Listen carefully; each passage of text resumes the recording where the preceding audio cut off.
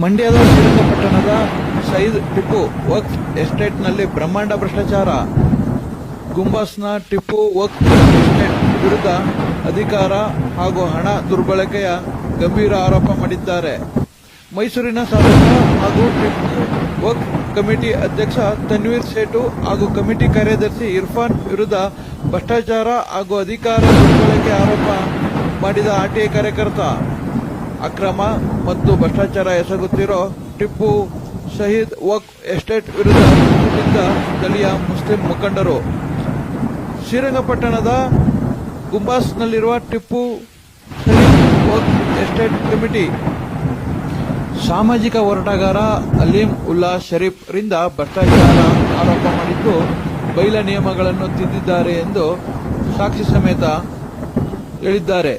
ಈ ಕಮಿಟಿಯಲ್ಲಿ ಅಕ್ರಮವಾಗಿ ಅಧಿಕಾರ ದುರ್ಬಳಕೆ ಮಾಡಿ ವಕ್ಫ್ ಎಸ್ಟೇಟ್ನ ಹಣ ಲೂಟಿ ಹಾಗೂ ದುರ್ಬಳಕೆ ಬಗ್ಗೆ ತುಂಬಾ ತೀವ್ರ ಆಕ್ರೋಶ ವ್ಯಕ್ತಪಡಿಸಿದ್ದಾರೆ. ನಿಯಮ ಉಲ್ಲಂಘಿಸಿ ಕಮಿಟಿ ಅಧ್ಯಕ್ಷರಾಗಿ ಕಳೆದ 15 ವರ್ಷಗಳಿಂದ ಮೈಸೂರಿನ ಶಾಸಕ ತನ್ವೀರ್ ಸೇಠು ಜಾಂಡ ಹೂಡಿದ್ದಾರೆ. ಇನ್ನು ಕಾರ್ಯದರ್ಶಿಯಾಗಿ ಇರ್ಫಾನ್ ಯಾವುದೇ ಇಲಾಖೆಯಲ್ಲಿ ಸೇವೆ ಸಲ್ಲಿಸದ 20 ವರ್ಷದಿಂದ ಗೂಟ ಹೊಡೆದುಕೊಂಡಿದ್ದಾರೆ. ಕಮಿಟಿಗೆ ಬಂದ ಸರ್ಕಾರದ ಕೋಟ್ಯಾಂತರ ರು ಅನುದಾನ ಸೇರಿ ಕಮಿಟಿಗೆ ಬರುವ ಆದಾಯ ಲೆಕ್ಕ ಕೊಡಿ ಎಂದರೆ ಕ್ಯಾರೆ ಎನ್ನುತ್ತಿಲ್ಲ. ಅಕ್ರಮ ಪ್ರಶ್ನಿಸಿದವರಿಗೆ ಕಮಿಟಿ ಸರ್ಕಾರದ ಆಸ್ತಿಯಲ್ಲ ಎಂದು ಎದುರಿಸಿ ದಬ್ಬಾಳಿಕೆ ಮಾಡುತ್ತಿದ್ದಾರೆ. ಅಲ್ಲಲ್ಲೇ ನೋಡ್ರಿ ಇದು ಅಕ್ರಮ ಪ್ರಶ್ನಿಸಿದವರಿಗೆ, ಅದು ಮುಸ್ಲಿಂ ಮುಖಂಡರಿಗೆ ಕಮಿಟಿ ಸರ್ಕಾರದ ಆಸ್ತಿಯಲ್ಲ ಎಂದು ಎದುರಿಸಿ ದಬ್ಬಾಳಿಕೆ ಮಾಡುತ್ತಾರಂತೆ. ಇದನ್ನೆಲ್ಲ ನೋಡಿ ಬೇಸತ್ತ ನಮ್ಮ ಮುಸ್ಲಿಂ ಮುಖಂಡರು ಪ್ರಭಾವಿಯಾಗಿರೋ ಕಮಿಟಿ ಅಧ್ಯಕ್ಷ ಹಾಗೂ ಕಾರ್ಯದರ್ಶಿ ವಿರುದ್ಧ ಡಿಸಿ ಅವರಿಗೆ ಮನವಿ ಮಾಡಿದ್ದಾರೆ.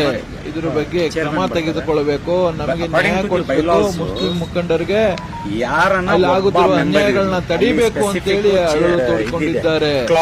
ಇದೇ ನೋಡಿ ಶ್ರೀರಂಗಪಟ್ಟಣದ ಗುಂಬಾಜ್ ಕತೆ. ನಮ್ಮ ಆಸ್ ಎ ಚೇರ್ಮನ್ ನಮ್ಮ ತನ್ವೀರ್ ಸೇಠ್ ಸಾಹೇಬ್ರು MLA ಫ್ರಮ್ NR ಕಾನ್ಸ್ಟಿಟ್ಯೂನ್ಸಿ 2008 ಇಂದ ಅವರು ಮೆಂಬರ್ ಆಗಿದ್ರು. ಅಥವಾ ಅಲ್ಲಿಂದ ಕೌಂಟ್ ಮಾಡ್ಕೊಳ್ಳೋಣ. ಇವ್ರು ಕೂತಿರೋದು 2008 ಇಂದ 2008 ಇಂದ ಒನ್ ಟರ್ಮ್ ಮಧ್ಯ ಇರಲಿಲ್ಲ. ಇವರು ಯಾವುದೋ ಒನ್ ಟರ್ಮ್ ಇರಲಿಲ್ಲ. ಇವನು 10 ವರ್ಷ ಆಗ್ಬಿಡ್ತು. 2 ಟರ್ಮ್ದು ಕ್ಲಾಸ್ ಇದೆ ಇಲ್ಲಿ. 2 ಟರ್ಮ್ಸ್ ಅಂದ್ರೆ 6 ವರ್ಷ. ಈ 6 ವರ್ಷಕ್ಕೆ ಇವರೇ 10 ವರ್ಷದಿಂದ ಕೂತವ್ರಂದ್ರೆ ಹೀಸ್ ಕಾನ್ಸ್ಟಿಟ್ಯೂಷನಲ್ ಬಾಡಿ. ಇವ್ರು ನಮ್ಮ MLA ಅವರು, ಇವರು ಅಥಾರಿಟಿ, ಇವರೇ ಈ ರೀತಿಯಿಂದ ಉಲ್ಲಂಘನೆ ಮಾಡ್ಕೊಂಡು ಕೂತಿದ್ರೆ ಇಟ್ ಈಸ್ ನಥಿಂಗ್ ಬಟ್ ಉಲ್ಲಂಘನೆ. ಇದು ವೈಲೇಷನ್ಸ್. ಇದು ನೀವು ದೊಡ್ಡವರು, ಜನ ಪರವಾಗಿ ಇರೋರು, MLA ಅನ್ನೋರು ನೀವೇ ದಾರಿ ತೋರಿಸಬೇಕಾಗಿರೋದು ಜನಕ್ಕೆ.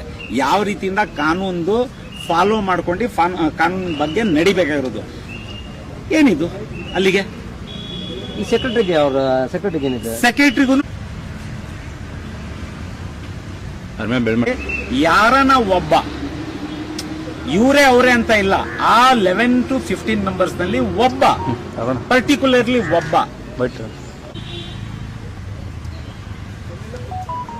ಹೇಳಿ ಅದೇನು. Any shall be the ex officio secretary of the committee. According to the bylaw constitution of committee ನಲ್ಲಿ 6ನೇ ಕ್ಲಾಸ್ ನಲ್ಲಿ ಕ್ಲಿಯರ್ ಟರ್ಮ್ಸ್ ನಲ್ಲಿ ಮೆನ್ಷನ್ ಆಗೈತೆ. ಇದು ಈ ಕ್ಲಾಸ್ ಅನ್ನ ಇವರು ಫಾಲೋ ಮಾಡಬೇಕಾಗಿತ್ತು. ಇವ್ರಿಗೆ ನೀವು ಇಲ್ಲಿ ಕೂತಿದಿರಲ್ಲ, ಸೆಕ್ರೆಟರಿಗೆ ನಾನು ಅಕಾರ್ಡಿಂಗ್ ಟು ದಿಸ್ ಅಂತ ಬರೀತೀನಿ. ಬರ್ದಿ ಇಲ್ಲಿ ಎಕ್ಸ್ ಅಫಿಷಿಯೋ ಕೂತ್ಕೋಬೇಕಾಗಿತ್ತು. What are your qualification certificates, provide qualification certificates ಅಂತ ಹೇಳಿದ್ರೆ ಇವರು ನಾನು ಹೊನರಂ ಮಾಡ್ತಾ ಇರೋದು ಅಂತಾರೆ. ನಾನು ಕೂಡ 2010ರಲ್ಲಿ ಒಂದು ಟೀಮ್ ಆಗಿ ನಾವು ಫ್ರೆಂಡ್ಸ್ಗಳೆಲ್ಲ ಸೇರಿ RTI ಇಟ್ಟಲ್ಲಿ ಅವರಿಗೆ ತುಂಬ ಪ್ರಶ್ನೆಗಳು ಕೇಳಿದ್ವಿ. ಕೇಳಾದಾಗ ನಾನು ಗೋಲಕ್ ಬಗ್ಗೆ, ಆ ಗೋಲಕದ ಬಗ್ಗೆ, ಅದ್ರ ಬಗ್ಗೆ ಎಲ್ಲ ಪ್ರಶ್ನೆ ಕೇಳಿದೆ. ಮತ್ತು ಡೆವಲಪ್ಮೆಂಟ್ ಬಗ್ಗೆ ಪ್ರಶ್ನೆ ಕೇಳಿದೆ, ಯಾಕೆ ಆಗ್ತಾಯಿಲ್ಲ ಅಂತ ಹೇಳಿ. ಆವಾಗ ಅವ್ರೇನಂತ ಹೇಳಿದ್ರು ಅಂದರೆ, ಕೆಲವು ಸ್ನೇಹಿತರುಗಳ ಜೊತೆ ಬಂದು ಇಲ್ಲ ಮುಂದಕ್ಕೆ ಡೆವಲಪ್ ಮಾಡ್ತಾರೆ ಅಂತ ಹೇಳಿದ್ರು. ಅದಾದಮೇಲೆ ನಾನು ಕ್ವಶನ್ಸ್ ಕೇಳೋದನ್ನ ಸ್ಟಾಪ್ ಮಾಡಿದೆ. ಹೋಗಲಿ ಮುಂದೆ ಡೆವಲಪ್ ಮಾಡ್ತಾರೆ. ಆದರೆ ಈಗೇನು ಗೊತ್ತಾಗ್ತಿದೆ ಅಂತ ಹೇಳಿದ್ರೆ ಎಲ್ಲ ಯೂಸ್ ಆಗಿದೆ, ತುಂಬ ಗ್ರ್ಯಾಂಡ್ಸ್ ಎಲ್ಲ ಮಿಸ್ಯೂಸ್ ಆಗಿದೆ ಅಂತ ಹೇಳ್ತಾ ಇದ್ದಾರೆ. ಯಾರಿಂದ ನಮಗೆ ಗೊತ್ತಾಗ್ತಿದೆ ಅಂದರೆ ಈಗ ಪ್ರೆಸಿಡೆಂಟ್ ಅಲಿಮುಲ್ಲಾ ಶರೀಫ್ ಅಂತ RT ಆ್ಯಕ್ಟಲ್ಲಿ ದಿನಾ ಹೇಳ್ತಾ ಇದ್ದಾರೆ ಸೋಷಿಯಲ್ ಮೀಡಿಯಾದಲ್ಲಿ ಬಂದು. ನಮಗೆ ಕ್ರೋರ್ಸ್ ಆಫ್ ಫಂಡ್ಸ್ ಬಂದಿದೆ ಅಂತ ಹೇಳ್ತಾ ಇದ್ದಾರೆ ಅವರು. ಅದು ಏನೇನು ಆಗ್ತಿದೆ ಏನು ಅಂತ ಗೊತ್ತಾಗ್ತಾ ಇಲ್ಲ. ಮತ್ತು ಇಲ್ಲಿ ಆವಾಗಲೂ ಕೂಡ ಅವರು ಉತ್ತರಗಳು ಸರಿಯಾಗಿ ಕೊಟ್ಟಿರಲಿಲ್ಲ. ಒಂದೆರಡು ಪ್ರಶ್ನೆ ಕೊಟ್ಟರು, ಇನ್ನು ಬಾಕಿ ಪ್ರಶ್ನೆಗೆ ಉತ್ತರ ಕೊಟ್ಟಿರಲಿಲ್ಲ ಅವರು. ಈಗ ಏನಾಗಿದೆ ಅಂತ ಹೇಳಿದ್ರೆ ಅಲ್ಲಿ ಯಾವುದೇ ಕೂಡ ಡೆವಲಪ್ಮೆಂಟೇ ಆಗಿಲ್ಲ. 15 ವರ್ಷ ಆಗೋಯ್ತು. ನಾವು ಕೂಡ ಯೋಚನೆ ಮಾಡ್ತಾ ಇದ್ದೀವಿ ಏನಾಗಿದೆ ಅಂತೇಳಿ. ಯಾಕಂದರೆ ಅಲ್ಲಿ ಇವ್ರು ಹೇಳ್ತಾ ಇದ್ದಾರೆ 1995 ಆ್ಯಕ್ಟ್ ಪ್ರಕಾರ 30% ಎಜುಕೇಷನ್ ಮತ್ತು ಹೆಲ್ತ್ಗೋಸ್ಕರ ಎಲ್ಲ ಮುಸ್ಲಿಮು ಮತ್ತು ಯಾರು ಬಡವ್ರು ಇರ್ತಾರೆ, ಮುಸ್ಲಿಮ್ ಅನ್ನೋದಿರಲಿ, ಯಾರು ಬಡವ್ರು ಇರ್ತಾರೆ ಅವ್ರಿಗೆ ಕೊಡಬೇಕು ಕಮಿಟಿ ವತಿಯಿಂದ ಅಂತ ಹೇಳ್ತಾ ಇದ್ದಾರೆ.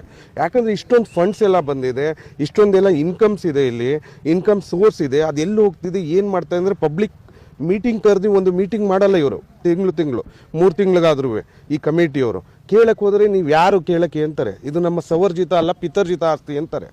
ನೀವು ಯಾರು ಕೇಳಕ್ಕೆ ಅಂತ ಹೇಳ್ತಾ ಇದ್ದಾರೆ. ಇದ್ರ ಬಗ್ಗೆ ದಯವಿಟ್ಟು ಗಮನ ಹರಿಸಿ ನಮ್ಮ ಕರ್ನಾಟಕ ಸಿದ್ದರಾಮಯ್ಯ ಸರ್ ಇದಾರಲ್ಲ, ಚೀಫ್ ಮಿನಿಸ್ಟರ್ ಸರ್, ಅವರು ಮತ್ತು ಈ ಕರ್ನಾಟಕ ಸರ್ಕಾರ ಇಂಥ ಕಮಿಟಿಗಳನ್ನೆಲ್ಲ ತೆಗೆದು ಜನಪರವಾದ ಕೆಲಸಗಳನ್ನ ಮಾಡಬೇಕು ಅಂತ ವಿನಂತಿ ಮಾಡ್ತಾ ಇದ್ದೀವಿ. ಮೊಹಮ್ಮದ್ ಇಮ್ರಾನ್, ಶ್ರೀರಂಗಪಟ್ಟಣ. ಡೈರೆಕ್ಟರ್ ಆಗಿದೆ ಆ ಕಮಿಟಿ ಒಳಗೆ. ಡೈರೆಕ್ಟ್ರು ಆಗಿ 3 ವರ್ಷ ಅವ್ರ ಜೊತೆ ಇದ್ದೆ. ಆಮೇಲೆ ನಾನು ಅವ್ರಿಗೆ 2-3 ದಫಾ ಕೇಳಿದೆ. ನಮ್ಮ ಕಮಿಟಿ ಒಳಗೇ 3 ದಫಾ ಚೇರ್ಮನ್ ಚೇಂಜ್ ಆದರು. ಒಂದು ಮುಂತಾಜ್ ಅಲಿ ಖಾನ್ ಆದರು, ಒಂದು ನಿಜಾಮ್ ಅಲಿ ಆಗಿದ್ದರು, ಆಮೇಲೆ ಶೇಟ್ ಸಾಬ್ರು ಬಂದರು. ನಾನು ಹೇಳಿದೆ 3 ಜನ ಚೇರ್ಮನ್ ಚೇಂಜ್ ಆದ್ರಲ್ಲಪ್ಪ ನಿನ್ನ ಇದರಲ್ಲಿ, ಸರಿಯಾಗಿ ನಡ್ಕೋಬೇಕು ಅಂದ. ಆಮೇಲೆ ಸ್ವಲ್ಪ ಉತ್ತರ ಕೊಡ್ತಾ ಇರಲಿಲ್ಲ ಅವರು ಯಾವುದಕ್ಕೂ. ಯಾರು ನಮ್ಮ ಇರ್ಫಾನ್ ಅವರು. ಅದಕ್ಕೆ ನಮಗೂ ಯಾಕೋ ಬೇಜಾರಾಯಿತು. ಇಲ್ಲ, ನಮಗೆ ಕಮಿಟಿನ ತೆಗೆದುಬಿಡಿ, ನಮ್ಗೆ ಜನ ಕೇಳಿದಾಗ ಉತ್ತರ ಕೊಡೋಕ್ಕಾಗಲ್ಲ. ಟೆಂಡ್ರ್ ಎಷ್ಟಿಗೆ ಹೋಯ್ತು ಅಂದರು ಹೇಳಿಲ್ಲ. ಚಪ್ಪಲಿ ಟೆಂಡ್ರ್ ಎಷ್ಟಿಗೆ ಮಾಡಿದ್ದೀರಿ ಅಂದರು, ಅದನ್ನೂ ಹೇಳಿಲ್ಲ. ಈಗ ಹೇಳಿದ ಮೇಲೆ ಈಗ ಡೈರೆಕ್ಟ್ರಾಗಿ ನಾನು ನನ್ನ ನಂಬರ್ ಕೊಟ್ಬಿಡಿ, ನಾನು ಹೇಳ್ಕೊತೀನಿ ಅಂದರೆ ಅದಕ್ಕೆ ಅರ್ಥ ಇರೋಲ್ಲ. ಇಲ್ಲ, ನನಗೆ ತೆಗೆದಾಕ್ಬಿಡಿ ಕಮಿಟಿಯಿಂದ, ಇಲ್ಲ ಅಂದರೆ ನಾನು ಕೇಳ್ತೀನಿ ನೆಕ್ಸ್ಟ್ ಮೀಟಿಂಗಲ್ಲಿ ಅಂತ. ಹಣ ಎಲ್ಲ ದುರುಪಯೋಗ ಮಾಡ್ಕೊತಿದ್ದಾರೆ. ಏನು ಮಾಡ್ತಾಯಿದ್ದಾರೆ ಅಂತ ನನಗಂತೂ ಗೊತ್ತಿಲ್ಲ ಸರ್. ನಾನು ಓದಿಲ್ಲ. ನಾನು ಓದಿದರೆ ಈ ಪರಿಸ್ಥಿತಿ ನಂಗೆ ಗೊತ್ತಾಗಿರಲಿಲ್ಲ. ಎಜುಕೇಷನ್ ಇಲ್ಲ ನನಗೆ, ಯಾರಿಗೂ ಲೆಕ್ಕ ಕೊಡ್ತಾ ಇಲ್ಲ. ನನಗೇನು ಗೊತ್ತೇ ಆಯ್ತಲ್ಲ ಸರ್. ರೆಗ್ಯುಲೇಷನ್ನು ಕಾಪಿನೂ ತೋರಿಸಲ್ಲ, ನಮಗೇನು ಹೇಳಿಕೋ ಇಲ್ಲ, ಏನು ಹೇಳಿಕೋ ಇಲ್ಲ. ಅವರು ಏನೇನು ಮಾಡ್ತಾರೆ ನಾಮಕಾವಸ್ಥೆಗೆ ಮೆಂಬರ್ ಖಂಡಿತ ಉಪಯೋಗಿಸ್ಕೊಂಡು. ಮೊಹಮ್ಮದ್ ದಸ್ತೀರ್ ಅಂತ. ಏನಾಗಿದೆ ನಿಮ್ಮ ಸರ್? ಇಲ್ಲಿ ನಾನು ಮೊಹಮ್ಮದ್ ಅಲಿಮುಲ್ಲಾ ಶರೀಫ್, ಮೈಸೂರಿಂದ. ನಾನು ಮೈಸೂರು ಶಾಂತಿನಗರದಿಂದ ಮೈಸೂರು RTI ಕಾರ್ಯಕರ್ತ ಅಂತ ಹೇಳಿದ್ರೆ ಒಂದು 10-15 ಇಯರ್ಸಿಂದ ನಾನು ಕಾರ್ಯಕರ್ತ ಆ್ಯಕ್ಟಿವಿಸಮ್ನಲ್ಲಿ ಇದ್ದೀನಿ. ಯಾವುದ್ಯಾವುದೋ ಮೈಸೂರು ಸಿವಿಕ್ ಇಶ್ಯೂನಲ್ಲಿ. ಇವಾಗ 3-3.5 ವರ್ಷದಿಂದ ನಾನು ಮೈಸೂರು ವಕ್ಫ್ ಬೋರ್ಡ್, ಪರ್ಟಿಕ್ಯುಲರ್ಲಿ ಮೈಸೂರು ವಕ್ಫ್ ಬೋರ್ಡು ನೋಡ್ತಾ ಇದ್ದೀನಿ. ಆಮೇಲೆ ಅದರ ಜೊತೆಯಲ್ಲಿ ಶ್ರೀರಂಗಪಟ್ಟಣ ಹಜರತ್ ಟಿಪ್ಪು ಸುಲ್ತಾನ್ ಶಹೀದ್ ವಕ್ಫ್ ಎಸ್ಟೇಟ್, ಆ ಒಂದು ವಕ್ಫ್ ಕಮಿಟಿ, ಅದು ಮಂಡ್ಯ ಡಿಸ್ಟಿಕ್ ವಕ್ಫ್ ಬೋರ್ಡ್ಗೆ ಸೇರಿದ್ದು. ಅದರ ಬಗ್ಗೆನೂ ನಾನು ನೋಡ್ಕೊಂಡು ಬರ್ತಾಯಿದ್ದೀನಿ. ಏನಾಗಿದೆ ಅಂತ ಇಲ್ಲಿ ಸರ್ ಇವಾಗ? ಹೌದಾ? ಇದು ಏನಿದೆ ಅಂದರೆ ಅಲ್ಲಿ ಒಂದು ಕಮಿಟಿ ಇದೆ. ಕಮಿಟಿ ಒಂದು ರಚನೆ ಮಾಡ್ಕೊಂಡು ಹೋಗ್ತಾವ್ರೆ. ಆ ಕಮಿಟಿ ಬಗ್ಗೆನೂ ನಾನು ನೋಡೋಕ್ಕೆ ಹೋಗ್ತೀನಿ. ಇವಾಗ ಒಂದು 4-5-6 ತಿಂಗಳ ಹಿಂದ್ಗಡೆ ಡಾಕ್ಯುಮೆಂಟ್ ಸಿಗ್ತದೆ. 3 ವರ್ಷದ್ದು ಪ್ರಯತ್ನ ಆದಮೇಲೆ 4 ತಿಂಗಳ ಹಿಂದ್ಗಡೆ ಸಿಗ್ತದೆ. ಆ ಪೇಪರ್ಸ್ನಲ್ಲಿ ನಾನು ನೋಡೋಕ್ಕೆ ಹೋಗ್ತೀನಿ. ಇದು ಬೈಲಾಸ್ ಕಾಪಿ. ಇದು ಈ ಬೈಲಾಸ್ನಲ್ಲಿ ಸೆಕ್ರೆಟ್ರಿ ಪೋಸ್ಟ್ಗೆ ಸ್ಪೆಸಿಫಿಕ್ ನಾನು ನೋಡ್ತೀನಿ. ನಮಗೆ ಚಿಂತೆ ಇರೋದು ಫಸ್ಟ್ ಪ್ರಿಫರೆನ್ಸ್ನಲ್ಲಿ ಸೆಕ್ರೆಟ್ರಿ ಪೋಸ್ಟು. ಈ ಸೆಕ್ರೆಟ್ರಿ ಪೋಸ್ಟ್ನಲ್ಲಿ ನಾವು ನೋಡೋಕ್ಕೆ ಹೋಗ್ತೀವಿ, ಇಲ್ಲಿ ಯಾರೋ XYZ ಕೂತಿರ್ತಾರೆ. ಅಲ್ಲಿ ಕಾನ್ಸ್ಟಿಟ್ಯೂಷನ್ ಆಫ್ ಕಮಿಟಿನಲ್ಲಿ 6ನೇ ಕ್ಲಾಸ್ನಲ್ಲಿ any one member of the committee shawl be the ex officio secretary of the committee ಅಂತ ಇರ್ತದೆ. ಇದು ನಾವು ನೋಡ್ತೀವಿ. ನೋಡಾದ್ಮೇಲೆ ಯಾರಿದು ಕೂತಿರೋದು ಏನಂತ ಹೇಳಿಬಿಟ್ಟು ನಾವು ವಿಚಾರಣೆ ಮುಂಚೆನೋ ವರ್ಷದಿಂದನೂ ನಾನು ನೋಡ್ಕೊಂಡು ಬರ್ತಾ ಇರ್ತೀನಿ. ಆಮೇಲೆ ಇವ್ರದ್ದು ಪ್ರೂಫ್ಸ್ ಎಲ್ಲ ನೋಡೋಣ ಅಂತ ಹೇಳಿಬಿಟ್ಟು ನಾವು ಇವ್ರಿಗೆ ಒಂದು ಕ್ವಶನ್ ಹಾಕ್ತೀವಿ RTIನಲ್ಲಿ. ಇಲ್ಲಿ ಎಕ್ಸ್ ಅಫಿಷಿಯೋ ಸೆಕ್ರೆಟ್ರಿ ಅಂತ ಇರ್ತಾರೆ. ನೀವು ಇಲ್ಲಿ ಸರ್ವಿಂಗ್ ಮಾಡ್ತಾಯಿದ್ರಿ post, what are your qualification certificates ಅಂತ ಕೊಡಿ ಅಂತ ಕೇಳಕ್ಕೆ ಹೋದರೆ ನಾನು ಹನೋರಿಯಮ್ ಮಾಡ್ತಾಯಿದ್ದೀನಿ ಅಂತ ಹೇಳ್ತಾರೆ. ಇವ್ರಿಗೆ ಹನೋರಿಯಮ್ನಲ್ಲಿ ಕುಂಡಿಸೋರು ಯಾರು ಸರ್? ಪ್ರಶ್ನೆ ಅಲ್ಲಿ ಬರ್ತದೆ. ಇಲ್ಲಿ ಬೈಲಾಸ್ನಲ್ಲಿ ಇಂಥವ್ನು ಕೂತ್ಕೋಬೇಕು ಅಂತ ಇದ್ದಾರೆ. ಇವನು ನಾನು ಫ್ರೀಯಾಗಿ, ಹಾನೋರಿಯಮ್ ಮೀನ್ಸ್ ಫ್ರೀ ಸರ್ವೀಸು. ನಿಮಗೆ ಯಾರಪ್ಪ ಅಷ್ಟೊಂದು ಅಧಿಕಾರ ಕೊಟ್ಟಿದ್ದು ಫ್ರೀ ಸರ್ವೀಸ್ ಮಾಡ್ಕೊಂಡು ಹೋಗಿ ಅಂತ? ಏನು ನಿಮ್ಮ ಇದು ಕೇಳಕ್ಕೆ ಹೋದರೆ, ಲೋಕಲ್ಸ್ ಕೇಳಕ್ಕೆ ಹೋದರೆ ನಮ್ಮ ಪಿತರಿ ಜೊತೆ ಆಸ್ತಿ ಇದು ಅಂತಾನೆ. ಏನು ಡಬ್ಬಲ್ಕೆದು ಆನ್ಸರ್ಸ್ ಎಲ್ಲ ಡಬ್ಬಲ್ಕೆ ಮಾಡ್ಕೊಳ್ಳೋದು, ಜವಾಬ್ದಾರಿಯಿಂದ ಜವಾಬ್ ಕೊಡಲ್ಲ.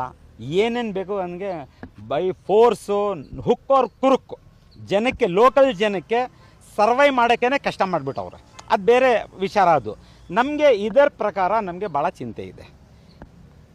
ಇದು ಕೆಮ್ಮನೇನಿದೆ, ಇನ್ನೊಂದು ಚೇರ್ಪರ್ಸನ್ ಏನು? ಇಲ್ಲಿ ಚೇರ್ಪರ್ಸನ್ನು ಕೂತವ್ರೆ ಸರ್. ಇಲ್ಲಿ ಒಂದು ಅದೇ ಚೇರ್ಮನ್ನು ಇದ್ದಾರೆ.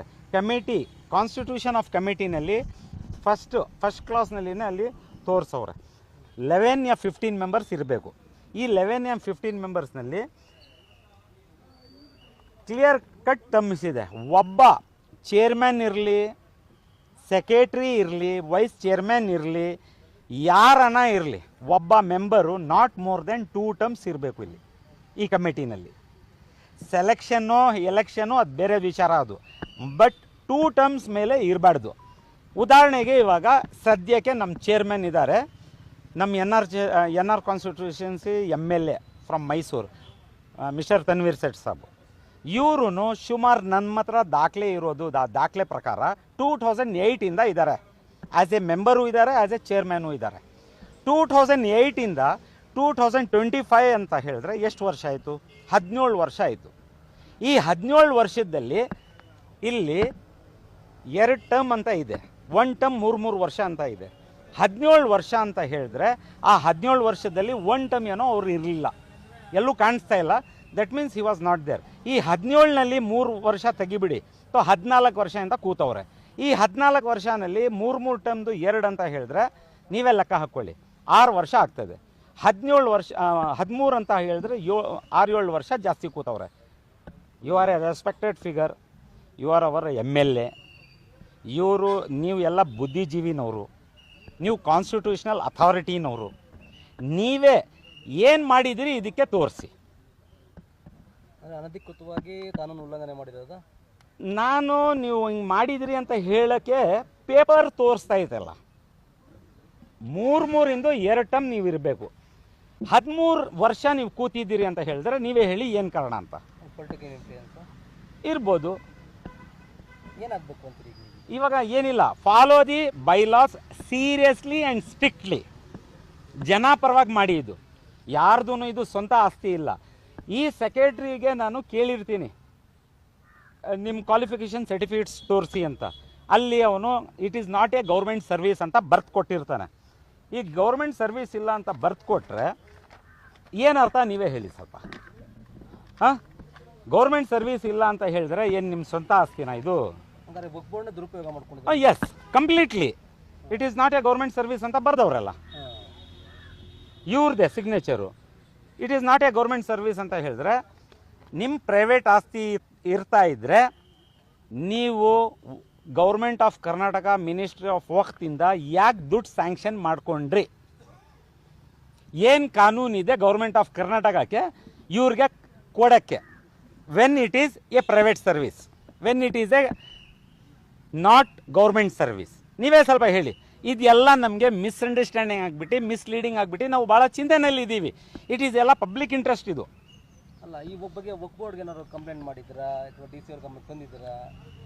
DC ಮೀನ್ಸ್ DC ನಮ್ಮ ವಕ್ಫ್ ಬೋರ್ಡ್ಗೆ he is a task force president for ಪ್ರತಿ one district. Every district DC he is a task force president for Waqf board. ನಾವು DC ಅವ್ರಿಗೂ ಬರೆದಿದ್ದೀವಿ 2 ತಿಂಗಳ ಹಿಂದ್ಗಡೆ. ಕರ್ನಾಟಕ ವಕ್ಫ್ ಬೋರ್ಡ್ಗೂ ಬರೆದಿದ್ದೀವಿ ನಾವು 2 ತಿಂಗಳ ಹಿಂದ್ಗಡೆ. ಸೆಕ್ರೆಟರಿಯೇಟ್ ಎಲ್ಲ ಒಂದು ಕಡೆ ಸರ್ಕಾರ ಇದಕ್ಕೆ ಕುಮ್ಮಕ್ಕು ಕೊಡ್ತಾ ಇದೆಯಾ ಈ ರೀತಿ? ಸರ್, ಅದೇ ಕ್ವಶನ್ನಲ್ಲಿ ನಾವು ಎಲ್ಲೋ ಸಿಕ್ಕಾಕ್ಬಿಟ್ಟಿದ್ದೀವಿ. ನಾವು ವರ್ಷಗಂಟ ನಾವು ಓಡಾಡ್ತಾ ಇದ್ದೀವಿ, ನೋಡ್ತಾ ಇದ್ದೀವಿ. ಅಂದರೆ ಯಾರೋ ದೊಡ್ಡ ಕೈವಾಡಗಳು ಇದೆ ಇಲ್ಲಿ. ಅಲ್ಲ, ಇದ್ರ ವಿರುದ್ಧ ನೀವು ಹೈಕೋರ್ಟ್ ಮೊರೆ ಏನಾದ್ರು ಹೋಗ್ಬೇಕು? ಈಗ ಲಾಸ್ಟ್ನಲ್ಲಿ ಹೈಕೋರ್ಟು ಹೋಗಬೇಕು, ಲಾಸ್ಟ್ನಲ್ಲಿ ಬೇರೆ ಏಜೆನ್ಸೀಸು ಇದೆ, ಅಲ್ಲೂ ಹೋಗ್ತೀವಿ. ಫೈನಲಿ ಮೊನ್ನೆ 3 ದಿವಸ ಮುಂಚೆ ನಾನು ಮೇಲ್ಗಡೆ ತಿಳಿಸ್ಬಿಟ್ಟು ಬಂದಿದ್ದೀನಿ, CBIಗೆ ಕೊಡ್ತೀವಿ. ಯಾಕಂದರೆ ನೀವು ಯಾರೂ ನಮ್ಮ ಮಾತನ್ನು ಧ್ವನಿಯನ್ನು ಕೇಳ್ತಾ ಇಲ್ಲ. ನಾನು ಧ್ವನಿ ಅಂತ ಹೇಳಿದ್ರೆ ವೀಡಿಯೋಸ್ನಲ್ಲಿ ಬಂದು ಹೇಳೋದು ಮುಂಚೆ ನಾನು ಡಾಕ್ಯುಮೆಂಟ್ ಸಮೇತ ನಾನು ಲಾಡ್ಜ್ ಮಾಡ್ತಾ ಇದ್ದೀನಿ ಕಂಪ್ಲೇಂಟ್ಸು. 1 ಫೈಲು ಮೂವ್ ಆಗ್ತಾ ಇಲ್ಲ. ಫೈಲ್ಸ್ ಮೂವ್ ಆಗಿದ್ರೂ ಒಂದು ಮೂಲ ಕಡೆ ಬಂದು ಕೂತ್ಕೊಳ್ತದೆ. Who is controlling this one? ಎಲ್ಲೋ ಯಾರೋ ಇದ್ದಾರೆ ಅಂತ ನಮಗೂ ಗೊತ್ತಾಗ್ತೈತೆ. ಮೇಲ್ಗಡೆ ಕೇಳಿದ್ರೆ ಅಲೀಮ್ ಅವರೇ ನೀವು ಅರ್ಥ ಮಾಡ್ಕೊಳ್ಳಿ, ನಾವು ಯಾವ ರೀತಿಯಿಂದ ನಡೀತಾ ಇದ್ದೀವಿ, ಸಮ್ ಹ್ಯಾಂಡ್ಸ್ ಆರ್ ಇದ್ದಾರೆ ನಮ್ಮ ಹಿಂದ್ಗಡೆ ಅಂತ ಅವರು ಹೇಳ್ತಾರೆ. ಅವರು ಹೆಸರು ಹೇಳಲ್ಲ, ನಾನು ಅವ್ರ ಪರವಾಗಿ ನಾನು ಹೆಸರು ಹೇಳಕ್ಕೆ ಹೋಗಲ್ಲ. ಇದ್ರ ವಿರುದ್ಧ ಸೆಂಟ್ರಲ್ಗೆ ದೂರು ಬರೀತೀರಾ? ಸೆಂಟ್ರಲ್ಗೂ ಬರ್ಕೊಂಡು ಬರ್ತಾ ಇದ್ದೀನಿ, ಸುಮಾರು ಬರ್ಕೊಂಡು ಬರ್ತಾ ಇದ್ದೀನಿ, ಅಲ್ಲೂ ರಿಪ್ಲೈಸ್ ಬರ್ತಾ ಐತೆ. ಇದೆಲ್ಲ ಮಡಿಕೊಂಡು ಇವಾಗ CBIಗೆ ಹೋಗೋದಂತ ತೀರ್ಮಾನ ಮಾಡ್ಕೊಂಡಿದ್ದೀವಿ ನಾವು. ನಾನು ಮೊಹಮ್ಮದ್ ಅಲಿ ಮುಲ್ಲಾ ಶರೀಫ್, ಶಾಂತಿನಗರ, ಮೈಸೂರಿಂದ.